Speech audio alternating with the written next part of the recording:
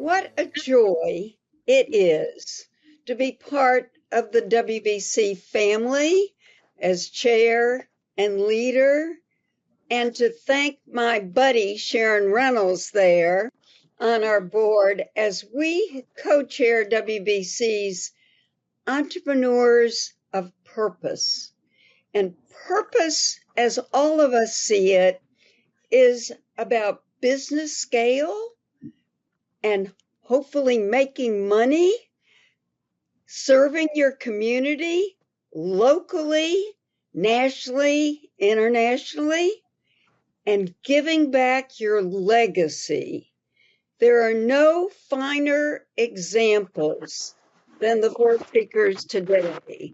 So we mentioned Cheryl Reynolds, and you know Sharon, CEO of DevMar, multi-companies that she's developed, and she'll share a bit. Deb Ward, and Debbie, as you've developed not only the televergence, but BIOCLEAN, and Diedre, Windsor Group. Diedre, what you've done as a federal contractor and how you've served so many communities, particularly Black farmers, but you stand strong. And to Laura Fote. Laura, you as CEO of L&B Concept, you amaze us every day for what you've built, not only for the state of Maryland, for this nation.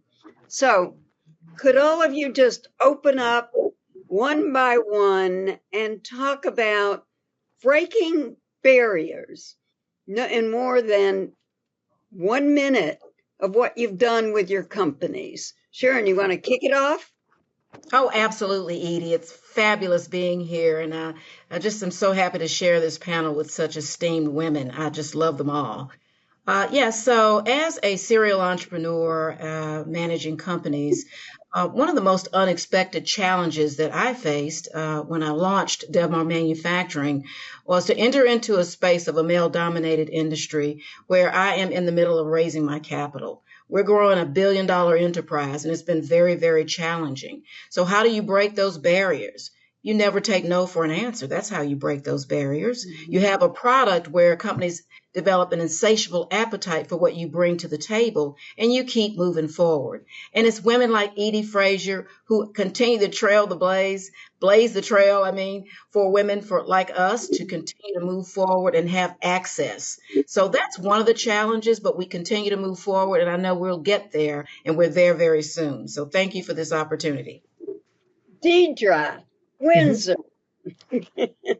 Hi there, Edie. First of all, thank you so much for this opportunity. I'm so glad to be here with all of these esteemed entrepreneurs, which I have a world of respect for. So I'm Diedre Windsor. My company is Windsor Group, LLC. We are a professional services firm based out of Bethesda, Maryland. We've been in business for about 7.5 years. And we are primarily government contractors. And under the professional services, we do everything from management consulting, project program management, IT support services, and a lot of staff augmentation. It's been a whirlwind.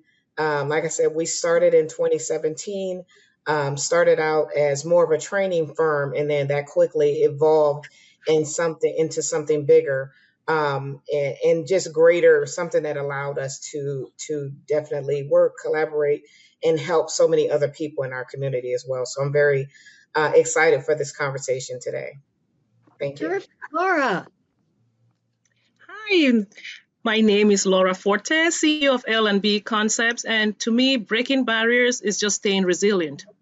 You just have to stay resilient. Don't take no for an answer. You will have 99 no's, and the 1 years will overcome everything else. So as a woman, I have faced so many challenges, especially in the import and export world, going into countries where women are looked at like second-class citizens. And I use that as an opportunity to educate the men about how powerful women are by staying resilient. And Debbie Ward. Good morning. Thank you for the opportunity to serve on the panel today with you WBC lovely ladies and friends.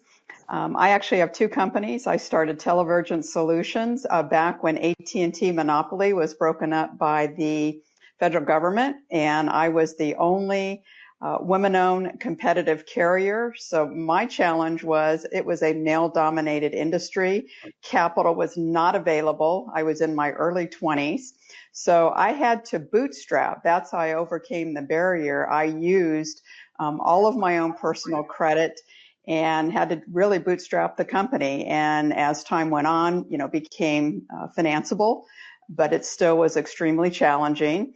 And learned from those experiences and created UV BIOCLEAN, which is a company of purpose that was a result of COVID. And our mission is to provide clean, safe air for those areas where we work, live, and play. You're all persevering and committed. What very quickly is where you see significant growth? Let's just start again. Diedre, why don't you start? I think, for me, I see, do you mean opportunity for growth for Windsor? So for us, because we are primarily, and I say primarily, we're 100% government contracting. We're 98% prime, and then we are subcontractor to one large. So for me, the obvious growth is moving to the commercial sector. And so that's something that we're having lots of conversations now, because I see that, we are very diversified within the government. We have multiple clients across multiple agencies. But to me, the commercial sector represents a whole new world. And also, also for us, looking more into grant opportunities based on some recent contracts that we've been able to execute. It allows it. It's an opportunity to kind of grow in those areas based on work that we're currently doing, but growing those in the commercial sector and in those grant arenas. Debbie? Well, we have significant growth opportunity as a result of two things. Number one, my dear friend, Sharon Reynolds. We have partnered on many, many opportunities. We have complementary services. So there's a significant value add by us teaming together.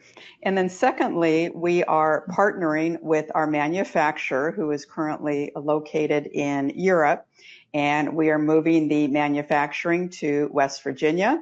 And we will have the Made in America stamp, which is going to allow us to sell to the federal government. And we will continue the organic growth on the commercial side. Terrific. Sharon? Certainly. So we're super, super excited about the opportunity opposite of what Diedre mentioned, and that is to work with the government, especially in the military. We have a technology through DevMar manufacturing where we develop products that eradicate pathogens to work directly with NATIC and the Defense Logistics Agency, where we are going to develop products that would help to mitigate chemical and biological warfare with one of our technologies. So that's super exciting, and that's going to prepare us for significant growth. Whereas on the other hand, we have commercial and industrial relationships with companies like Grainger and Centos and Amazon and some of the others that we are so fortunate to be working with. So that's going to spearhead us in the right direction. And growth has been driven also by listening to our customers, and then also going out to solicit new customers in our repertoire of products that we offer to eradicate pathogens. It's extraordinary, and is your partnership with Morehouse School of Medicine. So, Laura. Growth for us, I see a lot of growth with the corporate world. The rental side of our business, with the corporate world, there is a huge market that a lot of women are not aware about. There are three main companies that have been in business for about 30 years. And partnering with these companies to use you as suppliers and also getting your certifications puts you at the top. And you see significant growth in that avenue. A lot of people were not aware of the certifications that were required and the options out there, but attending conferences and networking with these major companies, you get a lot of growth. We've gotten a lot of growth from there. And also the important side of it, being able to import directly from the manufacturers, cuts the middleman out and gives us more profit, where these bigger companies find it more advantageous working with us instead of working with a middleman that has no idea on what to do. And knowing your products is the most important thing. Well, I know the audience out there agrees that you're the most compassionate, caring, committed, persevering leaders. So each of you share what you believe on purpose-driven leadership and a purpose-driven legacy. So why don't we just kick that off again with you, Diedre?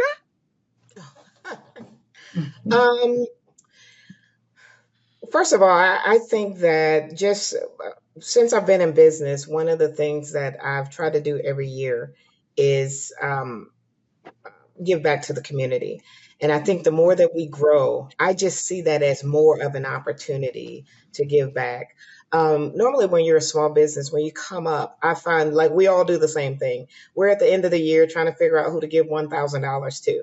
As you grow, you start being very intentional about where you give, because you want to see the biggest bang for your buck. And what I mean by that is there are some phenomenal nonprofit organizations out there. Okay. And so figuring out which ones resonate with you. Like for me, I give back to a lot of veteran serving organizations because I am I'm retired Army. So for me, giving back to the military and veteran community makes sense. Giving back to organizations that support women in business makes sense. So the more we grow, the more I see that as an opportunity. So I feel like now we're more in a stage where we can really help partner. We can become a partner with some of these organizations and help them further their mission. People often ask me if I'm thinking about starting a foundation, and I always say the same thing. Why? When you have so many phenomenal folks out there doing the real boots on the ground work, why not help some of those organizations get to the goal that they're trying to get to? And what they're trying to do is bridge the gap between what's available in government services and the actual need. And so that's what we do as small business owners. We bridge that gap. Great on bridging the gap. And Laura, you give both personally and you give through your foundation and Gadsby. Share. Yes, we give back a lot to the community. Purpose is the driving force behind every action and decision that we make.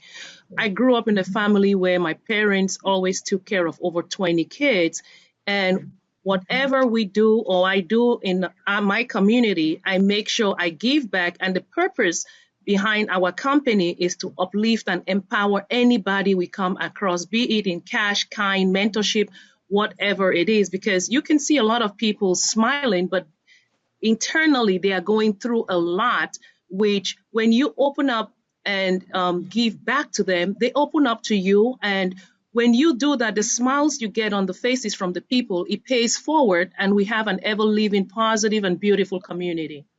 Yes. It's terrific. Debbie. Well, growth, in my humble opinion, is simply the ability to free up my time and to provide additional financial resources for the young women, especially young women in underserved communities. As an example, the Enterprising Women Mentorship Program is something that I'm very passionate about and involved in. We'll be sponsoring 2 underserved women this year. And, just give them a jump start on something that they wouldn't necessarily have had, based on their humble beginnings. And it's also giving the time, being a mentor, sharing experiences, supporting them, helping to give women the confidence that they need to succeed. It's really about that community. And, then just serving back in the local community where really there's a need. And those needs will change, depending upon the environment. And, the money gives you the opportunity to do that. Right. And Sharon, and let us note that all 5 of us are involved in the Enterprising Women Foundation, 27 City STEM Girls, the CEO panel that we just listened to, talked about the importance of that STEM talent. So thanks to each of us that are part of the program, part of the scholarship. So Sharon Reynolds, your legacy and your giving. You know, I can't say enough about the Enterprising Women Foundation. 2025 will mark our 6th year for supporting 5 at-risk schools in Nashville, and Deb is one of my staunch supporters of the program, where we have mentored hundreds of girls, with STEM being a focal point of that program, sponsored by Alliance Bernstein. It is just extraordinary. So part of my leadership style, I think, is deeply rooted in empowering others. One of my best things to do in my life is to work with a woman entrepreneur and help her along the way. There have been countless young ladies that I've helped to get into business and spend time with them along the way as they build their businesses. There's nothing more powerful than that as we build sustainable businesses of women who are coming behind us. I think it's extremely critical to do that. And one of my companies is DevMar Global Healthcare Solutions, where we provide human donor milk to at-risk infants in NICUs across America. So that's a passion of mine. Been in that business for almost 10 years. And little did I know that when my granddaughter was born, that she would have to actually live from the nutrients from that product because she was born prematurely. We almost lost her to preeclampsia. So it was just one of the ideas that I focused on that was preordained. So it's all about giving back. It's all about helping those in our communities and then stretching ourselves beyond, because it always comes back to us tenfold. Mm-hmm. So think about the future as you see it as entrepreneurs and what we see for the environment to really build and scale. And clearly the sisterhood between women of color and white women, all LGBTQ, everything we want to do to uplift others. So Diedre, kick it off again. Okay, so I'll kind of talk about so one of the ways that I see us continuing to grow and scale is really partnering with larger companies. Like I mentioned earlier, we've been in business for 7.5 years. We've not worked with many large companies. Last year was the first time that we actually subcontracted to a large company. So we're looking at building those relationships. What we've done a great job at is subcontracting to other companies. That's veteran-owned companies, women-owned companies, all types of companies. We collaborate quite a bit. Last year, we probably subcontracted to over 30 companies. And so that's us as a small company subbing to other small companies, because I believe that the way you help other companies, thanks for all of the advice I've gotten over the years, but the way you help another company is as you put revenue in their business. You give them work. You help them, you lead them on the path to getting actual work so they can grow their business. But for us, what I see now is partnering with larger businesses so we can have that, so we can build capacity and truly get to that next level. I think that's going to be very important for us. And again, like I said, doing a little, trying to delve into the commercial side more so we can truly diversify. Debbie. So we have a tremendous opportunity for growth in several sectors. In the commercial side, really continuing to grow our referral partner program with like-minded businesses, our sales and marketing rep program, and our distributor program. And more importantly, also working with the WBE&C network, the corporate supplier diversity representatives that help usher us into those corporations in order to provide our ESG type products. And what we're finding is there's a lot of tier 2 spend available there that we did not realize. So that's another huge area for growth. And then of course the over 20,000 weebies throughout the US and globally that we can partner with to help them grow their businesses. And then of course being a manufacturer with a Made in America stamp, opening up those doors with the federal, state and local governments is another lane. So we're poised well and excited for what the future has in store for us. Terrific. Laura? So scaling to me is not only about getting bigger. Scaling is about growing efficiently while staying true to our values. I'm saying that because I came up, I'm a founder of the Gatsby Showcase Foundation, and a lot of times the employers, when God blesses them, they forget about the employees. So we have to I think about my employees, empower, uplift, respect, and my leadership is one of empathy, commitment, and inclusivity. If you do that, but you cannot grow bigger, I believe, if your employees, you don't include them in the community and help them. We have paid the rent for a good number of employees who were not doing well, and they pay that forward and spread the word of your company. Yeah. And you grow bigger in your community that way. Respect, empathy, and being inclusive, it's a very good way that I see scaling our business, because by doing that, we expanded in a way of quality, innovation, and relationship. That's how I look at it. Yes, I love that. Well, you're all talking about the theme of this panel, empowerment. Empowerment externally and internally. So think about your actions forward and some of your dreams that you want to share with this broad audience, and how important it is that you're part of being an entrepreneur of purpose. What's your action as you think forward? Diedre, start. I love what Laura said about the employees. Our motto is mission first, people always.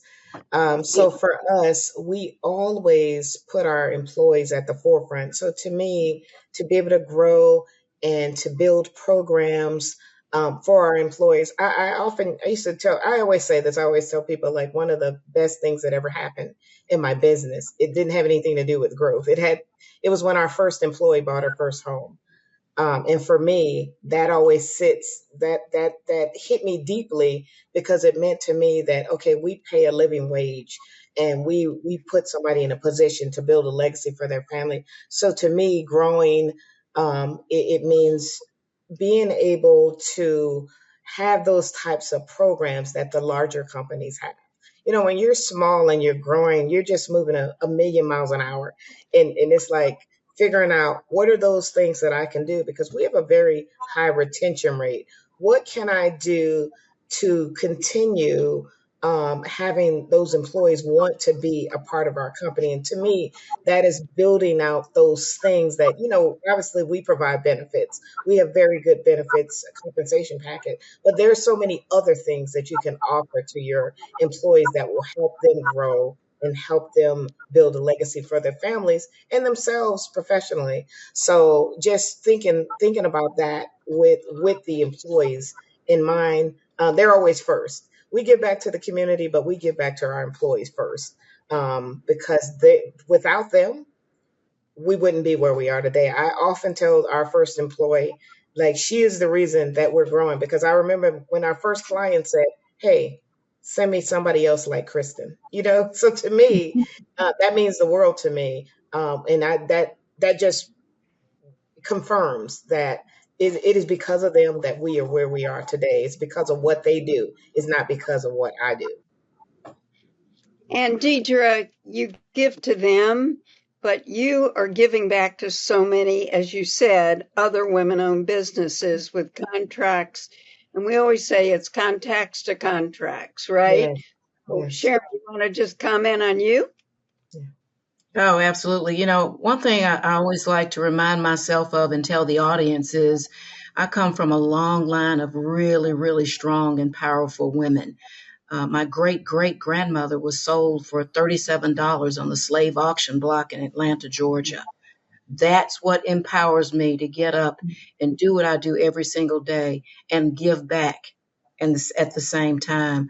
And one of the things I'd like to say is, as you're growing in the future of women in business, look at the trends. Mine is certainly sustainable manufacturing.